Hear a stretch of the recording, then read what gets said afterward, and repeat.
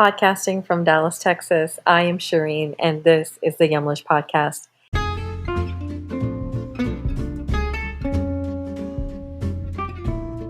Yumlish empowers people with chronic conditions like type 2 diabetes and heart disease to take charge of their health through diet. And this podcast is created to amplify the voices of patients, health professionals, employers, and community members who are working to reduce the risk of these chronic diseases and put your health first.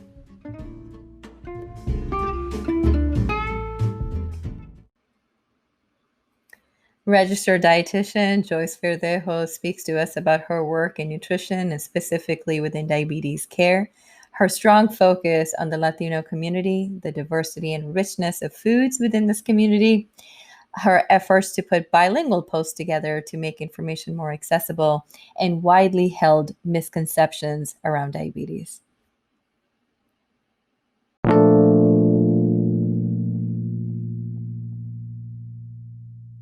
Joyce Verdejo has 20 years of experience in dietetics. She obtained a bachelor's degree in science nutrition from the University of Puerto Rico and a dietetic internship from the Veterans Affairs Medical Center in Puerto Rico. She's an outpatient dietitian and responsible for guiding the education for clients of all ages with diabetes and their family members. Welcome, Joyce. Thank you. Thank you for having me. So glad to have you on. So, Joyce, diving right in, what led you to work within nutrition and then specifically within diabetes care? Well, where I have a strong family history of diabetes, and I witnesses how my grandfather went through all his complications because he was not managing his diabetes the way that he was supposed to be doing it.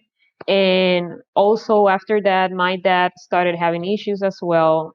And I was so concerned and at the same time afraid of going through the same process that I decided to choose a career that could help me understand better how diabetes work and how nutrition can play a huge role either delaying or preventing this condition. And that's the reason why I became a registered dietitian. Mm-hmm. So why the focus on the Latino community? I'm Latina and I'm from Puerto Rico, and I work here with a mixed population community. I see Americans and Hispanic and Latinos, but I have noticed that Hispanic and Latino people with diabetes don't feel comfortable enough to share their concerns and their questions with their providers. So the majority of the time, was I am a link between the translation and helping that provider understand what's going on. And part of the time, I also it's just by myself helping them understand what it's the diabetes and what's going on, and they feel again more comfortable um, reaching out to me and being open. So I noticed that there's a huge gap and necessity for this population here in the United States um, for providers to help this population as well. And I decided, well, I think I meet the requirements. I am Latina. I speak Spanish. I can relate to them, to what's going on with their life. I can understand the culture, and I can help them understand and manage diabetes better.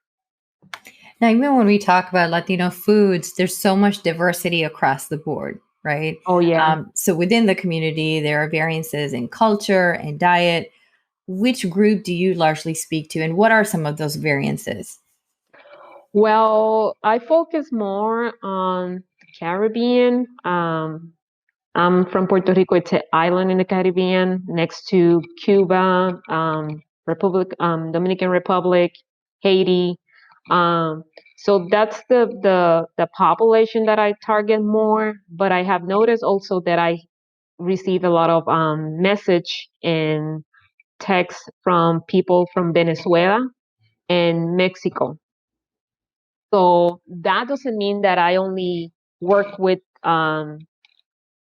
Caribbean people. I can definitely work with other Hispanic and Latino ethnicities, and it's okay. It's just knowing where they're coming from and how I can help them do better with their nutrition in order to manage their diabetes. But like you said, yes, there's a huge it's another another podcast. If we talk about food, and each region has their different preference and all of that, so yeah, it's different. Mm-hmm. And so we're talking about the region is sort of split up with the Caribbean, Central America, and then you've got South America. And even across each of the sections, it's very, very different. Yes. I agree. Now, what are your thoughts on the bilingual post to make information really accessible? So what have you learned from that experience of creating that kind of that type of content? How does it resonate with your audience? Well, I decided to do the bilingual post because I was able to reach more people. There's a lot of Latinos and Hispanic here in the United States that they can speak English and they understand English, but they prefer to get the information in their primary language, that it will be Spanish. That being said, read my post in Spanish, or if I do like a short story, my story are in Spanish. So that resonates more with them. And like I said before, they feel more connected to me, and they feel more open to share their concerns, and I can help them better. Um, it's like a 50-50%. I will say that I have 50% of my followers that they do better with English post, and the other half in Spanish. Um, so I will continue to do it because, again, not everybody feel comfortable just reading or talking in English. So yeah, I think it's better for them. And then when you mentioned, speaking to them in that way of that preference in language, how has that aided their journey in managing their condition? Well, it, they feel that when they read my post in Spanish or they listen to my story in Spanish, they can relate better, and they feel again more confident because somehow they understand that I can relate to their story. I can know what's going on with their culture, with their eating habits, with the preference in food, and at the same time helping them manage the diabetes. So they somehow they appreciate more my, I would say, not my effort, but my the opportunity that I'm giving them to have that sort of outlet to get that information from a reliable source, and not getting that information from Google search or Dr. Google, like I said. So that's something that also resonates with them. Now, what is it to include traditional Latin foods into meals and into even your nutrition therapy that you provide?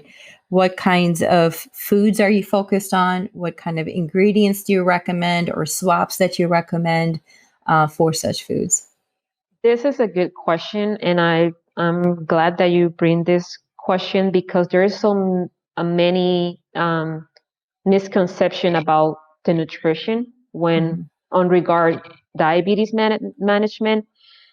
Back in the days, I will say maybe 20, 25 years ago, there were so many restrictions All people with diabetes, they cannot eat bread, they cannot eat rice, they cannot eat potato, they cannot eat corn. And all of those are staple foods in our Latin community. So you saying to a Puerto Rican or to a Dominican Republic person, you cannot eat rice, it's like, okay, what should I eat then? What you want me to eat? How do I feel when I am not eating the food that I like to eat? So that being said, there's no food is off limits, and this may be shocking because there's a lot of influencers and a lot of venues that they says otherwise, that you have to get rid of the carbs, that the carbs are bad, that you cannot manage diabetes if you eat rice, bread, and so on. So again, no food is off limits, and it's just the serving size, how much you are eating, and how to pair the food that you are eating. So if you have a plate like it's just white rice, you for sure your blood sugar will spike quickly. But if you pair that white rice with maybe half a cup of beans and a piece of chicken, the fiber in the beans, the protein in the chicken will make your sugar spike slowly. That's what we are looking for. So again, it's just having the knowledge of how to pair your food in order to make sure that that blood sugar doesn't spike quickly and don't show as a high sugar level or as a low sugar level. Does it make sense? It does. And so, what do you say in terms of quantity of these ingredients or even making healthy swaps? Yes. So, for instance, instead of white rice, you can do brown rice, has more fiber, will help you make sure that your blood sugar doesn't spike too quickly. That doesn't mean that you cannot eat white rice. You can, but it's better for your diabetes management to switch or choose more often food that has more fiber content, like white rice. For Mexicans, although I know they do a lot of tortillas, but the ones living in here, we usually go to the grocery store and buy the flour tortillas. The flour tortillas are more refined and your blood sugar will spike more quickly. So instead of choosing flour tortilla, just choose corn tortilla. Okay? The corn has more fiber, and again, your blood sugar will spike not as quick as with the flour tortilla.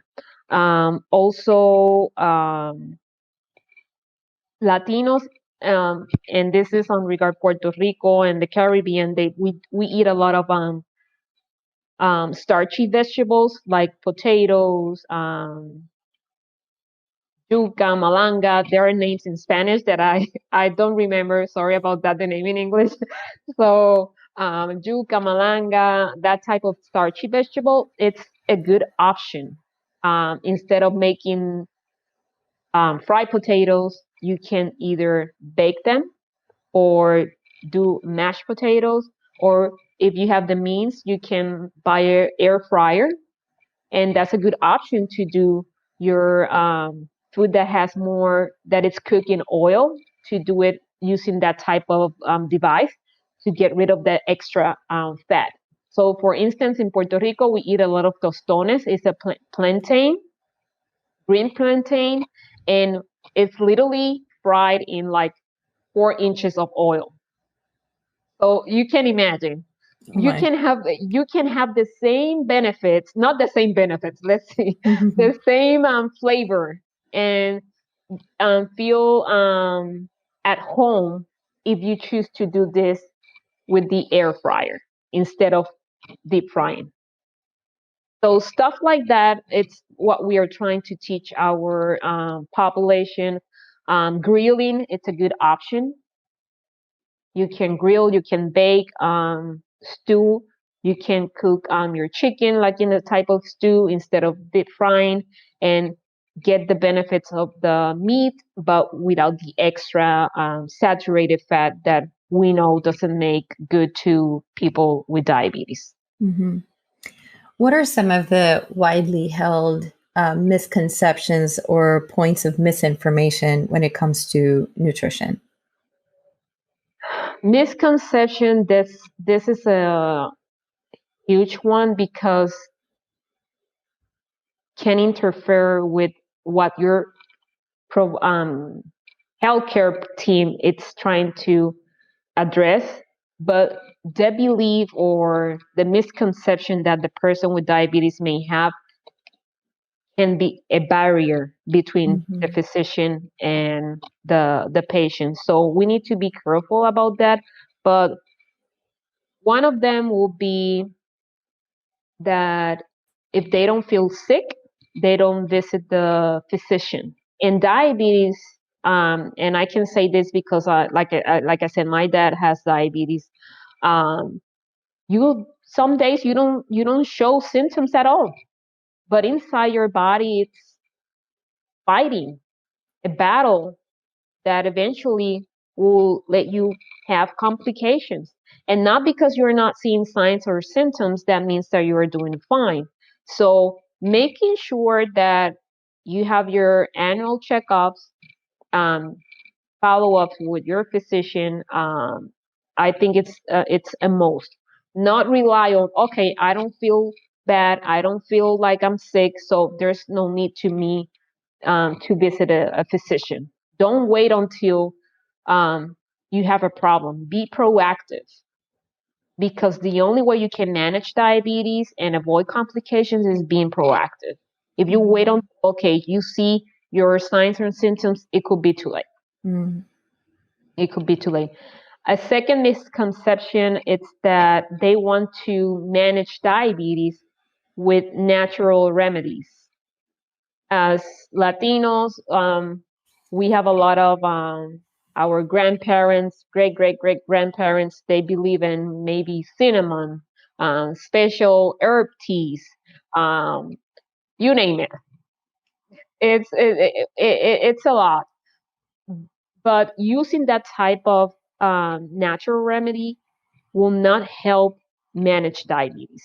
Diabetes is a chronic condition that the majority of the people need either oral medication or insulin. And both of them are okay.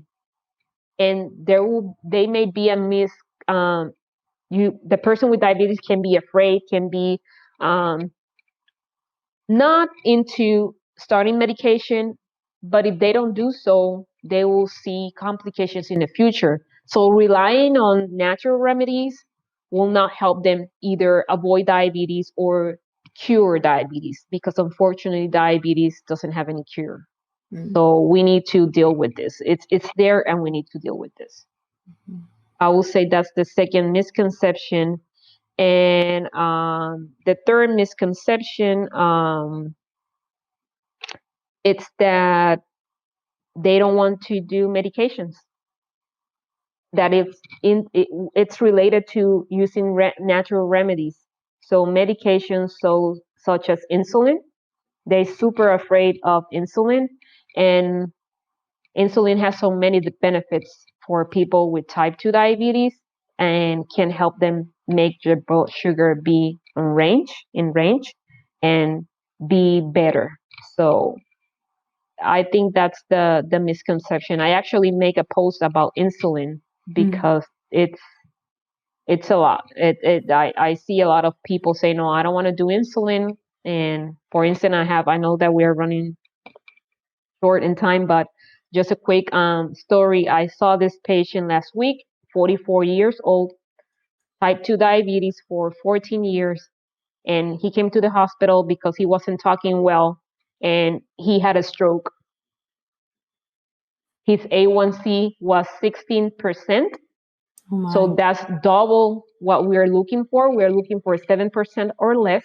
Mm. And it was time for him to get on insulin, but he refused for the last 5 years insulin. And having blood sugars constantly high, can trigger eventually strokes and other chronic or debilitating conditions like a stroke, like he had. Mm-hmm. So that's a huge misconception that insulin is bad. That insulin it's doesn't work. That insulin will will do me wrong instead of do me better. Mm-hmm. Definitely, it's also a combination, right? You look at the medication side of it, which is so important, but you can't also continue to eating in an unhealthy way either. So it's sort of like that balance between getting your medication, staying on top of that, and then also looking at your diet very closely and And physical managing. activity also Mm-hmm. plays a huge role. So I think that's the perfect combination, like you said, medications, your nutrition, physical activity, and yeah, you can definitely do better. Mm-hmm. Sounds good. Well, with that, Joyce, we're toward the end of the episode. So, at the end of the episode, I'd like to ask the guests to see how folks here listening can connect. So, how can people connect with you? How can they learn more about your work? Well, my Instagram handle is latin.diabetes.nutrition. They can search for my account that way. And I also have a YouTube channel. That YouTube channel is just Spanish videos about type 2 diabetes. And it's also called the same Latin nutrition, not Latin diabetes nutrition. So yeah, they can reach me out. They can send me DMs, and I'm glad to. I always answer all of them. If they have questions, I can make posts about their questions and all of that. So I'm very open to help my community and help them manage this condition, because it's not the end of the life. It's not the end of the world. They can definitely manage this. They just need the right information and the right support, and I'm here for them. Mm-hmm. Well, thank you so much for your time, Joyce. I know it is, I really admire your work, because there are only so few that talk about the sort of that cultural relevance when it comes to nutrition and how important of a factor it is to be able to manage health outcomes. So I really admire your work, and thank you so much for your time. Thank you for having me. I really appreciate this. So find Yumlish on all the social media accounts linked in our podcast show notes. Our Yumlish socials help you learn more about our mission at Yumlish, keep you updated on helpful tips for managing your diabetes, and giving you access to exciting opportunities with Yumlish. With that, to our listeners in Texas, Yumlish will be running a diabetes management course here in the Dallas region. If you are interested, email us at info@yumlish.com, and we'll connect you over to that. Lastly, if you enjoy Yumlish podcast and know a healthcare expert working in the nutrition space, reach out to us on Instagram to nominate them. Send us a DM telling us who you want to nominate, what they do, and why you believe their work is making a difference in the lives of individuals to conquer chronic illness. Thank you again. Until next time, stay well. This episode of the Yumlish podcast is made possible by Anchor. Anchor is a free and easy way to create a podcast. Their creation tools allow you to record and edit your podcast right from your phone or computer. Anchor also distributes your podcast for you, so it can be heard across Spotify, Apple Podcasts, and many more. It's everything you need to make a podcast all in one place. Download the free Anchor app or go to anchor.fm to get started.